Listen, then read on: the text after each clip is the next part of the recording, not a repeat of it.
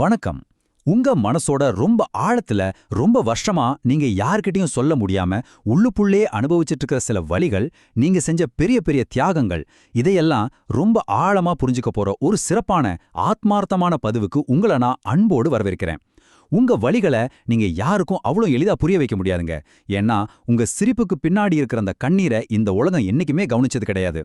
உங்களோட அந்த மௌனமான அழுகைக்கு இன்னைக்கு ஒரு தெளிவான விட கிடைக்க போகுது. இந்த அமைதியான ஆழமான பயணத்தை நாம தொடங்குறதுக்கு முன்னாடி உங்ககிட்ட ஒரு சின்ன அன்பான வேண்டுகோள். தயவு செஞ்சு நம்ம ஆஸ்ட்ரோ வாய்ஸ் தமிழ் சேனலை சப்ஸ்கிரைப் பண்ணிக்கோங்க. உங்கள மாதிரி ஆழமான மனிதர்களுக்கான வாழ்க்கையை மாற்றக்கூடிய பல ஆன்மீக மற்றும் ஜோதிட விளக்கங்களை தொடர்ந்து உங்களுக்கு கொண்டு வந்து சேர்க்க இது எங்களுக்கு ஒரு பெரிய ஊக்கமா இருக்கும். இன்னைக்கு நாம கும்பராசிக்காரர்களோட வாழ்க்கையில மறைஞ்சிருக்கிற இதுவரைக்கும் யாரும் ஆழமா பேசாத சில உண்மைகளை பத்தி ரொம்ப மென்மையா ஆனா அதே சமயம் மிக தெளிவா பார்க்க போறோம். தியாகத்தோட மறுரூபமா இருக்கிற உங்களோட உண்மையான பலம் என்ன அப்படிங்கறத இன்னைக்கு நீங்க முழுமையா உணரப் போறீங்க. எதுவுமே இன்னாதப்போ, நடுத்தெருவுல நின்னப்போ நீங்க உதவி செஞ்சவங்க ஏன் நிலைமை சரியானதுக்கு அப்புறம் உங்களுக்கே துரோகம் செய்றாங்க? இந்த கேள்விய ஒரு நிமிஷம் ரொம்ப ஆழமா உங்க மனசுக்குள்ள உள்வாங்கிக்கோங்க. கொஞ்சம் அமைதியா இத பத்தி யோசிச்சு பாருங்க. அவங்க கிட்ட எதுவுமே இல்லாம உங்ககிட்ட வந்து கையேந்தியப்போ உங்க வாழ்க்கையே பணயம் வச்சு அவங்களுக்கு நீங்க உதவி செஞ்சிருப்பீங்க. உங்க பாக்கெட்ல இருந்த கடைசி பணத்தை கூட தயங்காம அவங்களுக்கு கொடுத்துருப்பீங்க இல்லையா? உங்க தூக்கத்தை தொலைச்சு உங்க நேரத்தை எல்லாம் தியாகம் செஞ்சு அவங்க வாழ்க்கையில முன்னுக்கு வர்றதுக்கு நீங்க ஒரு ஏணியா இருந்திருப்பீங்க. ஆனா அவங்க நிலைமை சீரான பிறகு அவங்க ஏறி வந்த அதே ஏணியான உங்களையே ரொம்ப ஈவு இரக்கமே இல்லாம எட்டி உதைக்கிறாங்க. ஏன் உங்களுக்கே அவங்க இந்த உலகத்தோட மிகப்பெரிய துரோகத்தை செய்றாங்க? இந்த வலி உங்களோட ஆழ்மனதை எவ்வளோ அரிச்சிருக்கும், எத்தனை ராத்திரிகள் இது உங்களை தூங்க விடாம செஞ்சிருக்கும் அப்படிங்கிறது எனக்கு ரொம்ப நல்லாமே தெரியும். நான் செஞ்சதெல்லாம் ஒரு நல்ல காரியம் தானே, மற்றவங்களுக்கு நல்லது தானே செஞ்சேன், அப்புறம் ஏன் பிரபஞ்சம் எனக்கு இந்த தண்டனையை கொடுக்குது அப்படின்னு பலமுறை நீங்க தனியா உட்காந்து கதறி அழுது கேட்டிருப்பீங்க. ஆனா ஒரு விஷயத்த நீங்க ரொம்ப தெளிவா புரிஞ்சுக்கணும். இது உங்களோட தனிப்பட்ட தவறு கிடையவே கிடையாது. உங்களோட இந்த அதீத இரக்க குணமும் அதனால நீங்க தொடர்ந்து சந்திக்கிற இந்த துரோகங்களும் உங்களோட கிரக அமைப்புடன், குறிப்பா சொல்லணும்னா சனி பகவானோட ஆளுமையுடன் மிக ஆழமா தொடர்புடையது. இதை நீங்க ஒரு முறை சரியா புரிஞ்சுக்கிட்டீங்கன்னா உங்களை நீங்களே வருத்திக்கிற இந்த வழிகள்ல இருந்து நீங்க ரொம்ப ஈஸியா மென்மையா வெளியே வர முடியும். சரி, இப்போ நாம முதல் பகுதிக்குள்ள போகலாம். அறிமுகம், தியாகத்தின் மறு உருவம். இப்போ நாம கும்பராசிக்காரங்க பயணிக்கக்கூடிய இரண்டு தீவிரமான முற்றிலும் மாறுபட்ட துருவங்களை பத்தி கவனிக்க போறோம். பொதுவா கும்பராசி அப்படின்னாலே அது சனி பகவானோட வீடு. அதனால இவங்க எப்போதுமே கொஞ்சம் அழுக்கா, தங்களை பத்தி எந்த அக்கறையும் இல்லாம இருப்பாங்க அப்படின்னு சமூகத்துல ஒரு தவறான பிம்பம் இருக்கு. ஆனா உண்மையிலேயே அது கிடையாதுங்க. கும்பராசியில இரண்டு உச்சக்கட்ட குணங்கள் இருக்கு. ஒரு பக்கம் பாத்தீங்கன்னா தங்களை ரொம்ப நேசிப்பவர்கள். இவங்க தங்களை எப்போதுமே மிக அழகா, சுத்தமா, ரொம்ப நேர்த்தியா வச்சுக்குவாங்க. இவங்களுக்கு ஒரு 50 வயசு ஆனா கூட தங்களோட 20 வயசு இளைஞர்கள் மாதிரியோ அல்லது இளம் பெண்கள் மாதிரியோ மிக அழகா இளமையா காட்டிக்க துடிப்பவர்கள் இவங்க. தங்களோட ஆரோக்கியத்திலையும் உடற்பயிற்சியிலும் அதீத கவனம் செலுத்துவாங்க. ஆனா இன்னொரு பக்கம் இதுல இருந்து முற்றிலும் மாறுபட்ட ஒரு குணம் இருக்கு. அதுதான் சுயநலமற்ற தியாகிகள். இவங்க தங்களை பத்தி கொஞ்சம் கூட கவலையே படவே மாட்டாங்க. தன் அழகு, தன் ஆரோக்கியம், தன் உணவு என எல்லாத்தையுமே மற்றவங்களுக்காக மறந்துடுவாங்க. ஒரு உதாரணம் சொல்லணும்னா, தன்னோட நண்பனோ உறவினரோ ஒரு பரீட்சைக்கு படிக்கணும் இல்லை ஒரு வேலையை முடிக்கணும் அப்படின்னா தான் சாப்பிடாம பட்டினியா கடந்து அவங்களுக்கு சொல்லி கொடுத்து அவங்கள எப்படியாவது முன்னுக்கு கொண்டு வரணும்னு துடிப்பாங்க. இந்த ஊர் நல்லா இருக்கணும், மற்றவங்க படிச்சு முன்னுக்கு வரணும் அப்படிங்கிறதுக்காக தங்களோட அறிவையும் உழைப்பையும் ஏன் தங்களோட இளமையே கூட முதலீடு செய்யற மாபெரும் தியாகிகள் இவங்க. இவங்க உடுத்துற உடைய விட இவங்களோட உள்ளம் பட்டு போல ரொம்ப சுத்தமா இருக்கும். இதுதாங்க கும்பராசியோட உண்மையான ஆழமான அழகு. அடுத்ததா பகுதி 2, இவர்களுடைய ஆழமான அறிவும் உள்ளுணர்வும்.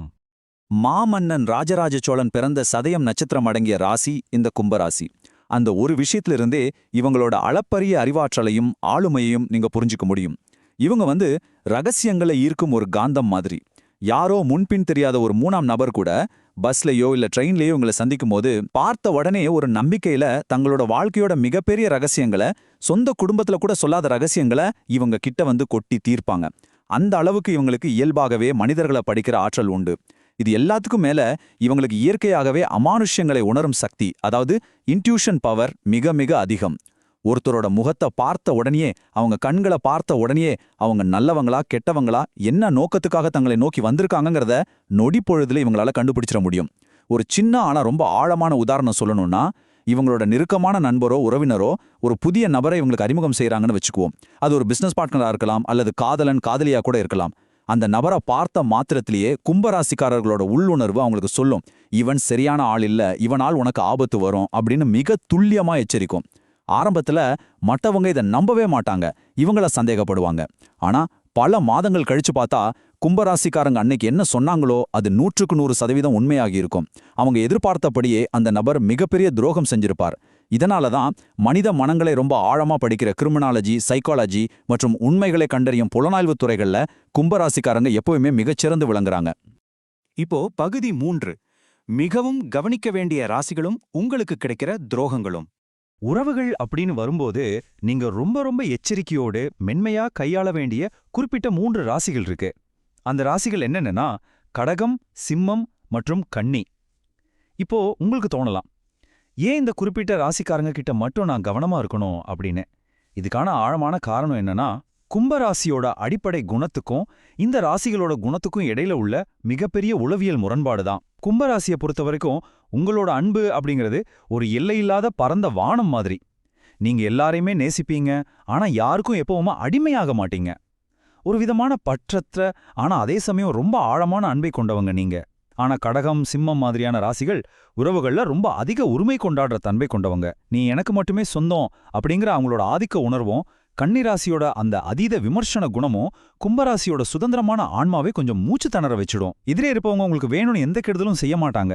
ஆனா உங்க கூடவே இருந்து உங்களுக்கு ரொம்ப நெருக்கமா பழகுற இந்த ராசிக்காரங்க தான் உங்க இயல்பை கொஞ்சம் கூட புரிஞ்சிக்காம உங்களுக்கு குழி பறிப்பாங்க. அதனால இந்த 3 ராசிக்காரங்க உங்க வாழ்க்கையில ரொம்ப நெருங்கி வரும்போது அவங்கள உணர்வுபூர்வமா முழுமையா நம்புறதுக்கு முன்னாடி பலமுறை சிந்திச்சே செயல்படுங்க. ஏன்னா இவங்களால உங்களுக்கு ஏற்படுற மன உளைச்சல்களும் துரோகங்களும் உங்க இதயத்துல மிக ஆழமான, என்னைக்குமே ஆறாத தழும்புகளை ஏற்படுத்த விடும் அபாயம் இருக்கு. இந்த இடத்துல நீங்க கவனிக்க வேண்டிய இன்னொரு மிக முக்கியமான விஷயம் ஒன்று இருக்கு. அது என்னன்னா, உங்க வாழ்க்கையில உங்களை ஆதிக்கம் செலுத்துபவர்கள் யார் அப்படிங்கிறது தான். மேஷம், விருச்சிகம், ரிஷபம் மற்றும் செவ்வாயோட ஆளுமை கொண்ட மிருகசிரிடம், சித்திரை, அவிட்ட மாதிரியான நட்சத்திரக்காரர்கள் இவங்க உங்க வாழ்க்கையில நேரடியாக எதிரிகளா வந்து நிக்க மாட்டாங்க. அவங்க உங்களை அழிக்கணும்னு நினைக்கவே மாட்டாங்க. ஆனா அவங்க உங்களை முழுமையா தங்களோட கட்டுப்பாட்டுக்குள்ள வச்சிருக்க நினைப்பாங்க. நீங்க என்ன செய்யணும், எங்க போகணும், எப்படி வாழணும் அப்படிங்கறதெல்லாம் அவங்க தான் தீர்மானிக்கணும்னு துடிப்பாங்க. கும்ப ராசியோட அந்த சுதந்திரமான வானம் மாதிரி விரிஞ்ச எண்ணங்களை இவங்களால ஒருபோதும் ஏத்துக்கவே முடியாது. இவங்க தான் பெரும்பாலும் உங்களுக்கு வாழ்க்கை துணையாகவோ அல்லது உங்களுக்கு பிறக்கிற குழந்தைகளாகவோ இல்ல நீங்க வேலை பார்க்குற இடத்துல உங்களுக்கு மேலதிகாரியாகவோ, அதாவது நீங்க அடிபணிந்து போக வேண்டிய ஒரு கட்டாயத்தில் உள்ள மனிதர்களா உங்க வாழ்க்கையில அமைவாங்க. நீங்க நல்லது நினைச்சு ஒரு விஷயத்த செஞ்சாலும் அதுல அவங்க ஏதாவது ஒரு குறைய கண்டுபிடிச்சு சொல்லிட்டே இருப்பாங்க. இவங்க உங்களை இப்படி ஆதிக்கம் செலுத்தும் போது உங்க வாழ்க்கை ஒரு பெரிய ஏமாற்றத்தை சந்திச்சது போலவும், ஒரு குறுகிய வட்டத்துக்குள்ள நீங்க சிறை வைக்கப்பட்டிருக்கிறது போலவும் நீங்க ரொம்ப ஆழமா உணர்வீங்க. இந்த முரண்பாடு எல்லாமே உங்களோட கர்ம வினையோட ஒரு பகுதி அப்படிங்கறத நீங்க அமைதியா உணர்ந்து ரொம்ப உணர்ச்சி வசப்படாம நிதானத்தையும் பொறுமையும் இங்க நீங்க கையாளணும். இப்போ நாம பகுதி 4க்கு வந்திருக்கிறோம். இது ரொம்ப முக்கியமானது. நீங்க யாருக்கும் சொல்லக்கூடாத ஒரு மிகப்பெரிய ஆன்மீக ரகசியம். உங்களுக்கும் இறைவனுக்கும் இடையில இருக்கிற அந்த ஆழமான, வார்த்தைகளால் விவரிக்க முடியாத பந்தத்தை உங்க வாழ்க்கையில பலமுறை நீங்க தனிமையில ஆழமா உணர்ந்திருப்பீங்க இல்லையா? உங்களை அறியாமலேயே கண்கள் கலங்கி ஒரு பரவச நிலைக்கு போற அந்த ஆன்மீக தருணங்களை நீங்க பலமுறை கடந்து வந்திருப்பீங்க. கும்பராசிக்காரர்களுக்கு இயற்கையாகவே பெண் தெய்வங்கள் மேல, குறிப்பா அன்னை மீனாட்சி மேல ஒரு ஈர்க்க முடியாத மிக ஆழமான பக்தி இருக்கும். அது மட்டும் இல்லாம உக்கிர தெய்வங்களான காலபைரவர், முனீஸ்வரர், கருப்பசாமி போன்ற காவல் தெய்வங்களோட பரிபூர்ண அருளும் பாதுகாப்பும் இவங்கள சுத்தி எப்பவுமே இருக்கும். உங்களில் பலருக்கு நள்ளிரவு தூக்கத்துல, கனவுல தெய்வங்கள் நேரடியாக வந்து பேசுறது, எதிர்காலத்துல நடக்க போறத முன்கூட்டியே உங்களுக்கு உணர்த்துவது, இருட்டான பாதையில உங்களை கைப்பிடிச்சு வழிநடத்துவது மாதிரியான சிலிர்ப்பான அமானுஷ அனுபவங்கள் கண்டிப்பா நடந்திருக்கும். அந்த கனவிலிருந்து நீங்க முழிச்சு பார்க்கும்போது உங்க உடல் முழுவதும் ஒரு விதமான அதிர்வு பரவுறதை நீங்க உணர்ந்திருப்பீங்க. உங்க மனசுல ஒரு அளப்பரிய அமைதியும் ஒரு மிகப்பெரிய தெளிவும் ஒரே நேரத்துல பறந்திருக்கும். இந்த அனுபவங்களை நீங்க உங்க வீட்ல உள்ளவங்க கிட்ட சாதாரணமா சொன்னா கூட அவங்க இதை வெறும் பகல கனவுன்னு சொல்லி நம்ப மறுப்பாங்க. ஆனா உங்களுக்கு தெரியும், நீங்க தெய்வத்தோடு பேசுற அந்த தருணங்கள் 100% உண்மையானவை அப்படின்னு. அந்த அமானுஷ சக்தி உங்களுக்கு இயற்கையாகவே இந்த பிரபஞ்சத்தால் கொடுக்கப்பட்ட ஒரு மிகப்பெரிய வரம். ஆனா இந்த இடத்துல தான் நீங்க ரொம்ப உணர்ச்சி வசப்பட்டு ஒரு மிகப்பெரிய தவறை செஞ்சிடுறீங்க. உங்களுக்கு கிடைக்கிற இந்த அபூர்வமான இறை அனுபவங்களை, அந்த அமானுஷ்ய தரிசனங்களை நீங்க உங்களை சுற்றி இருக்கிறவங்க கிட்ட, உங்க உறவினர்கள் கிட்ட ரொம்ப வெள்ளந்தியா சந்தோஷமா பகிர்ந்துக்கிறீங்க. நீங்க ரொம்ப நல்லெண்ணத்தோட தான் இதை அவங்க கிட்ட சொல்றீங்க. ஆனா இப்படி நீங்க சொல்லும்போது அடுத்தவர்களோட பொறாமை பார்வை, அதாவது மிக கடுமையான திருஷ்டி உங்களை நேரடியாக தாக்குது. இவன்ன பெரிய சாமியாரா, இவளுக்கு மட்டும் சாமி கனவுல வந்து பேசுதா, இதெல்லாம் சும்மா ஊர்ல உள்ளவங்களை ஏமாத்துற வேலை அப்படின்னு நினைக்கிற அவங்களோட கேலியான ஆழமான பொறாமையான எண்ணங்கள் ஒரு இருண்ட நெகட்டிவ் எனர்ஜியா மாறி உங்களை நேரடியாக தாக்கும். இதனால என்னாகும் தெரியுமா? உங்களுக்குள்ள இயல்பாகவே இருக்கிற அந்த தெய்வீக சக்தி மெல்ல மெல்ல குறைஞ்சு மழுங்கடிக்கப்பட்டு ஒரு கட்டத்துல அந்த இறை தரிசனங்கள் உங்களுக்கு வராமலே போயிடும். உங்களுக்கு வழிகாட்டுற அந்த ஒளிய உங்களோட அறியாமையினால நீங்களே அணைச்சிடுவீங்க. அதனால அன்பானவர்களே, உங்களுக்கு கிடைக்கிற அந்த ஆன்மீக ரகசியங்களை, உங்களுக்கு கிடைக்கிற அந்த தெய்வ தரிசனங்களை உங்க உயிருக்குள்ளேயே ஒரு புதையல் மாதிரி ரொம்ப ரகசியமா பாதுகாத்து வைங்க. தயவு செஞ்சு உங்களோட ஆன்மீக அனுபவங்களை யாரிடமும் சொல்லவே சொல்லாதீங்க. இது உங்களை பாதுகாக்கிறதுக்கான, உங்க ஆற்றலை நீங்க தக்க வச்சுக்கிறதுக்கான ஒரு மிக முக்கியமான எச்சரிக்கை. பகுதி 5 முடிவுரை மற்றும் உங்களுக்கான வெற்றிக்கான ஒரு எளிய பரிகாரம். இத்தனை விஷயங்களை கடந்து வந்த உங்களுக்கான அந்த வெற்றியின் திறவுகோல் மிக மிக எளிமையான ஆனா ரொம்ப சக்தி வாய்ந்த ஒரு செயல்ல அடங்கியிருக்கு. ஜோதிட சாஸ்திரப்படி பாத்தீங்கன்னா கும்பராசியோட 5ஆம் வீடு அப்படிங்கிறது பூர்வ புண்ணியஸ்தானம். அந்த இடம் நேரடியாக மகாவிஷ்ணுவுக்கும் பெருமாளுக்கும் உரியது. அதனால திருப்பதி பெருமாள் வழிபாடு உங்களுக்கு எப்பவுமே ஒரு சிறப்பான அற்புதமான பலன்களை தரும். இத்தனை காலமும் நீங்க பட்ட கஷ்டங்களுக்கு ஒரு தீர்வாக உங்களோட பொருளாதார செல்வ நிலையை உயர்த்த நீங்க செய்ய வேண்டியதெல்லாம் இது ஒண்ணு மட்டும்தான். நல்ல சுவையான இனிப்புகளை வாங்குங்க. குறிப்பா திருப்பதி லட்டு கரைச்சா அது மிகவும் நல்லது. ஒருவேளை அது கிடைக்கலன்னா வேற ஏதேனும் ஒரு இனிப்பை வாங்குங்க. அத யாருக்கும் தெரியாம சுட்டெரிக்கிற வெயில்ல கஷ்டப்பட்டு போக்குவரத்தை சீரமைக்கிற டிராஃபிக் போலீஸ் அல்லது அன்றாடம் வீதியில இறங்கி ரொம்ப கஷ்டப்பட்டு வேலை செய்யற தூய்மை பணியாளர்கள், கூலி தொழிலாளர்களை நீங்களே தேடிச் சென்று உங்க கைகளால ரொம்ப அன்போட அது கொடுங்க. அந்த எளிய மனிதர்கள் அந்த இனிப்பை சாப்பிட்டுட்டு முகம் மலர்ந்து அவங்க தங்களை அறியாமலே உங்களை மனசார வாழ்த்தும்போது உங்க ஜாதகத்துல குரு பகவானோட சக்தி முழுமையாக அபரிமிதமாக ஆக்டிவேட் ஆகும். இந்த ஒரு சின்னஞ்சிறிய ஆனா அன்பான செயல் உங்க வாழ்க்கையில இதுவரைக்கும் நீங்க நினைச்சு கூட பார்க்க முடியாத அளவுக்கு மிகப்பெரிய பொருளாதார வெற்றியையும் உங்களுக்கான தொழில் வளர்ச்சியையும் மங்காத ஆசீர்வாதங்களையும் உங்க மேல மழையா பொழியும். இப்போ ரொம்ப அமைதியா உங்களை நீங்களே கேட்டுக்கோங்க. உங்ககிட்ட இருக்கிற அந்த வீணான ஆற்றலை பாதுகாத்து உங்களுக்கான அந்த உண்மையான தெய்வீக சக்திக்குள்ள முழுமையா நுழைய நீங்க இப்போ தயாரா இருக்கீங்களா? இத்தனை வருஷங்கள் மத்தவங்களுக்காகவே உருகி உருகி வாழ்ந்தது போதும்.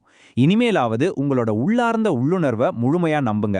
உங்க இறைவனை, உங்களுக்கு இஷ்டமான அந்த தெய்வத்தை உங்க மனசுக்குள்ள இறுக பற்றிக் கொள்ளுங்க. உங்களோட ஆன்மீக ரகசியங்களை உங்களுக்குள்ளேயே ரொம்ப ஆழமா வச்சுக்கிட்டு உங்க வெற்றிக்கான படிகள்ல ரொம்ப அமைதியா ஆனா அதே சமயம் மிக உறுதியா ஏறுங்க. இந்த ஆழமான விளக்கம் உங்க மனசுல இருக்கிற காயங்களுக்கு ஒரு மிகப்பெரிய ஆறுதலையும் உங்க வாழ்க்கை பயணத்துக்கு ஒரு புதிய தெளிவையும் கொடுத்துருக்கும் அப்படின்னு நான் முழுமையா நம்புறேன். இந்த ஆழமான பதிவு உங்களுக்கு பிடிச்சிருந்தா, இது உங்க மனசை கொஞ்சம் தொட்டிருந்தா தயவு செஞ்சு ஆஸ்ட்ரோ வாய்ஸ் தமிழ் சேனலை சப்ஸ்கிரைப் பண்ணுங்க. இந்த விளக்கத்தை லைக் பண்ணுங்க. உங்களை மாதிரி அமைதியா வழிகளோட வாழ்ந்துட்டு இருக்கிற மற்ற அன்பான உள்ளங்களுக்கும் இதை ஷேர் பண்ணி உதவுங்க. உங்க வாழ்க்கையில நீங்க கடந்து வந்த அந்த துரோகங்களையும் நீங்க ஆழமா உணர்ந்த அந்த அமானுஷ அனுபவங்களையும் மறக்காம கீழே கமெண்ட்ல என் கூட பகிர்ந்துக்கோங்க. மீண்டும் இதே மாதிரி ஒரு அற்புதமான உள்ளத்தை தொடும் பதிவுல உங்களை ரொம்ப மென்மையா சந்திக்கிறேன். அதுவரையும் உங்களோட ஆன்மீக பயணம் மிக சிறப்பாக அமைய வாழ்த்தி உங்களிடமிருந்து அன்போட விடைபெறுகிறேன். நன்றி, வணக்கம்.